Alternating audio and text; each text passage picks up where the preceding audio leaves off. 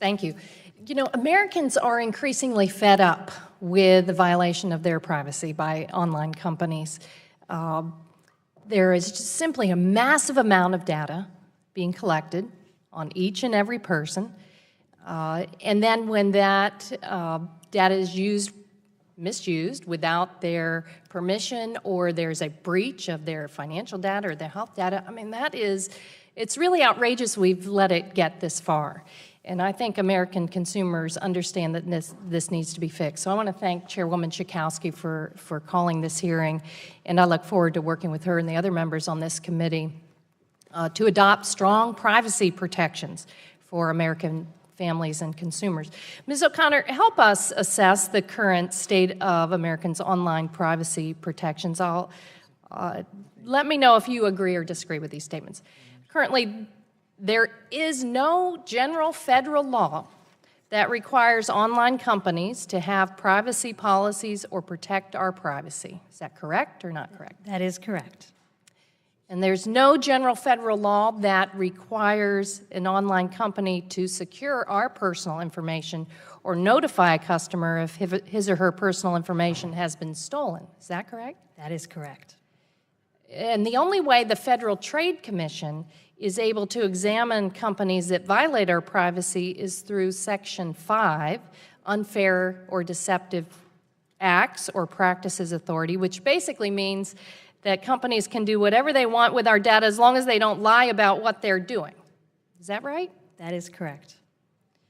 So is it accurate to say that a bad online actor can collect all sorts of very personal information, such as your location, your birthday, your messages, your biometric data, your social security number, political leanings without your permission, and sell it to the highest bidder as long as they don't lie about what they're doing? It's pretty accurate. Well, that's outrageous, and I think that's why American consumers now there's been an awakening to what has been happening. They understand this now, and they're demanding strong privacy protections. One of the areas that concerns me the most, Ms. Collins, is the data that's collected on children. There is a bedrock federal law, the Children's Online Privacy Protection Act, that is supposed to protect kids from data being gathered on them and being targeted, but it was signed into law over 20 years ago. And think about how much the internet has changed in 20 years. The apps that are available to kids, the toys that talk to them and gather data. Do you agree that the COPPA needs to be updated as well? Yes, I do.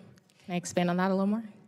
Please, I noticed in your testimony you cited a Cal Berkeley study where they identified how many apps targeted to kids that are probably gathering their data. Could you go into that in greater detail? Yeah. So, I mean, I think in general, COPPA is the only federal internet privacy law in the books. And beyond that, I think it's a solid blueprint for what comprehensive privacy legislation could look like, with an opt-in model and placing obligations on companies for adequate disclosure. But as you point out, it's 20 years old, and like the Civil Rights Act, it does not account for the digital economy we're immersed in today.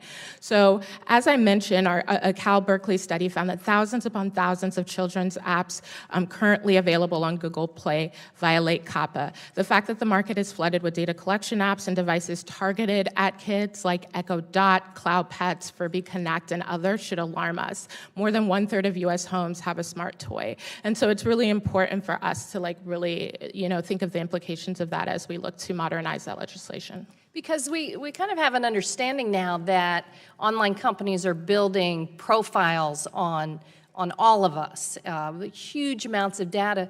But they're doing this to our kids now, notwithstanding the fact that we have a federal law that supposedly says you can't do this. Is that right?